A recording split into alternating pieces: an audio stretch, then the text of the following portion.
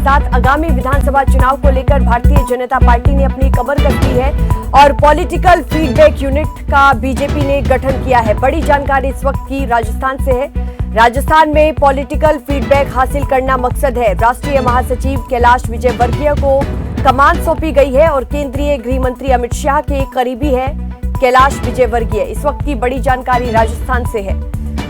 इसी साल के अंत में विधानसभा चुनाव होने वाले हैं और उसी को लेकर भारतीय जनता पार्टी ने अपनी कमर कस ली है। रघु गौड़ संवाददाता इसी खबर पर ज्यादा जानकारी के साथ हमारे साथ जुड़ गए हैं। रघु, भारतीय जनता पार्टी ने विधानसभा चुनाव को लेकर अपनी कमर कस ली है और पॉलिटिकल फीडबैक हासिल करना उनका मकसद है और ये कमान सौंपी गई है कैलाश विजयवर्गीय को। ज्यादा जानकारी आपसे चाहेंगे। देखिए, कैलाश विजयवर्गीय की बात की जाए तो धुरंधर नेता है। यानी कि गृह मंत्री अमित शाह करीब माने जाते हैं, यानी कि दूसरे चाणक्य कहे जाते हैं। तो उनके नेतृत्व में एक टीम का गठन किया गया है जहां पर विधानसभा चुनाव है। तो ऐसे में सबसे बड़ा रोल आता है कि राजस्थान को लेकर, क्योंकि राजस्थान में अभी शैलेंद्र भार्गव है, उनको संयोजक के रूप में जिम्मेदारी भी दी गई है। और साथ ही राजस्थान के जो संभाग में जितने भी जो जिले आते हैं उन संभागों के अंदर वहां पर भी संयोजक की नियुक्ति की गई है। यानी कि राजस्थान में विधानसभा चुनाव से पहले एक ग्राउंड रिपोर्ट तैयार की जाएगी और इसको लेकर के केंद्रीय नेतृत्व ने एक बैठक के अंदर भी इनको तमाम जो दिग्गज नेताओं को आगाह भी किया था कि मुख्यमंत्री अशोक गहलोत की जो योजना है वो कितनी कारगर है, जनता इसको लेकर के कितनी ज्यादा खुश है। और ऐसे में जो जनता मुख्यमंत्री अशोक गहलोत के प्रति संवेदनशील नजर है तो उस पर भी एक खाका तैयार किया जाएगा। कैसे मुख्यमंत्री अशोक गहलोत की जो योजना है, चाहे 500 रुपए में सिलेंडर दिया जा रहा हो, चाहे वो चिरंजीवी योजना की बात की जाए, तो इन पर जो जनताओं के जो प्रति जो संदेश है जो सरकार का गया है, तो इस पर एक खाका तैयार किया जाएगा और इस खाके को सीधा जो है वो केंद्रीय नेतृत्व को भेजा जाएगा। इसके अलावा जो भाजपा के अंदर जो मनमुटाव जैसी स्थिति देखने को मिलती है तो इस पर भी एक रिपोर्ट तैयार की जाएगी, क्योंकि हम देखते हैं कि जब विधानसभा चुनाव आते हैं तो गुटबाजी नजर आती है। हमने देखा कि अभी 5-6 महीने पहले की अगर हम बात करें पूर्व के अंदर, तो बीजेपी के अंदर कुछ गुटबाजी जरूर नजर आई थी। तो जेपी नड्डा ने कहा था कि कोई भी नेता हो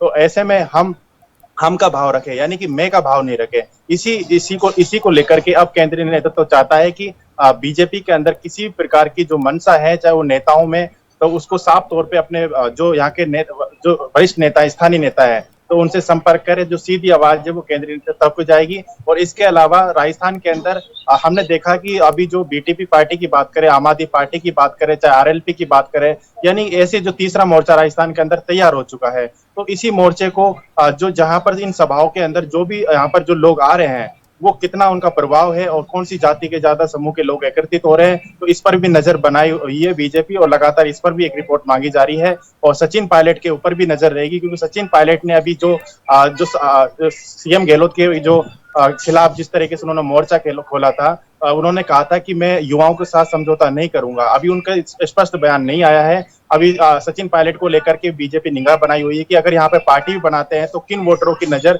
सबसे ज्यादा किस पार्टी की तरफ रहती है। तो इसी को लेकर के अब बीजेपी केंद्रीय नेतृत्व चाहता है कि आगामी विधानसभा चुनाव से पहले जनता की राय जान ली जाए कि यहाँ पर कौन कौन से मुद्दे हैं जो प्रभावी है, यानी कि गहलोत के प्रति जो गहलोत सरकार के प्रति कैसे यहाँ पर एक इन्फेक्ट करने की कोशिश की जाए, कैसे इसको चुनावी मुद्दा बनाया जाए जनता में। इसको संदेश को पहुंचाने के लिए अब यहाँ पर एक रिपोर्ट तैयार की जाएगी जो कि यहाँ पर सीधा जो जेपी नड्डा को सौंपी जाएगी। इसी के आधार पर यहाँ पे हम देखते हैं कि जो पूर्व सीएम है, यानी कि महारानी राजस्थान की पूर्व सीएम वसुंधरा राजे, इससे पहले उनका दौरा राजस्थान में नहीं था, प्रस्तावित नहीं होते थे, रैलियां नहीं होती थी। लगातार यहाँ पर अमित शाह के संभाग यानी उदयपुर संभाग में दौरे के दौरान हमने अलग ही वाक्य देखने को मिला। तो यहाँ पर गृह मंत्री ने अपनी कार के अंदर वसुंधरा को बिठाया और उनसे संबोधन भी करवाया। यानी कि स्पष्ट ये होता है कि जो केंद्रीय नेतृत्व ने जो जिम्मेदारी है भले ही ना दी हो वसुंधरा को, परंतु संदेश साफ तौर पे दे दिया है कि आगामी विधानसभा चुनाव का चाहे भले ही प्रधानमंत्री नरेंद्र मोदी के नेतृत्व में फेस पर लड़ने जा रहे हो, परंतु यहाँ पर वसुंधरा का जो कद है वो अब लगातार बढ़ता हुआ नजर आ रहा है। हम देख रहे हैं कि राजस्थान में अलग अलग जिलों के अंदर लगातार दौरा कर रही है और लाखों की संख्या में, या कह सकते हैं हजारों लाखों की संख्या में यहाँ पर जो प्रशंसकों की जो यहाँ पर जो भीड़ है वो एकत्रित होती नजर आ रही है। इसी को लेकर के अब बीजेपी लगातार इसी मोर्चे के साथ एक नया संकल्प के आधार को साकार करने की कोशिश करेगी। और इसी संकल्प को हमने देखा 2018 के अंदर जो बीजेपी ने जो कमियां दोहराई थी, युवाओं को तरजीह ना देकर के उन्हीं नेताओं को तरजीह दी गई थी जो 2013 में जीते हुए कैंडिडेट थे। उसी को अब चुनावी मुद्दा, उसी के आधार पर यहाँ पर रणनीति बनाई जाएगी और ऐसे में उन्हीं प्रत्याशियों को उन पर ध्यान लगाया जाएगा जिनकी लोकप्रियता विधानसभा चुनाव में सबसे ज्यादा अत्यधिक है। उसी को लेकर के अब यहाँ पर रिपोर्ट जो यहाँ के जो संयोजक जो बनाए गए हैं राजस्थान में, तो उन्हीं संयोजक के आधार पर रिपोर्ट सौंप करके यहाँ पर मुख्य रूप से कार्यकर्ताओं को और यहाँ पर जो 7 मोर्चे हैं, चाहे वो महिला मोर्चा की बात की जाए, चाहे वो ST/SC मोर्चा की बात की जाए, अल्पसंख्यक मोर्चा की बात की जाए, युवा मोर्चा की बात की जाए, ये ऐसे मोर्चे को उतारा जाएगा जो राजस्थान की तमाम ग्रामीण ढानियों के अंदर जाएंगे और सीधा सीधा जो बीजेपी की जो जन कल्याणकारी योजना है 9 साल की बेहतरीन योजनाओं का जो खाका बनाया गया था, इसी के आधार पर अब जनताओं के बीच में जाएंगे और इन्हीं को लेकर के अब यहाँ पर विधानसभा चुनाव की जो सियासी सरगर्मी है, जो हलचल है, तो इसी के आधार पर अब तेज होती हुई नजर आएगी। क्योंकि अक्टूबर के मध्य, हम बार बार कह चुके हैं कि अक्टूबर के मध्य में विधानसभा चुनाव होने वाले हैं।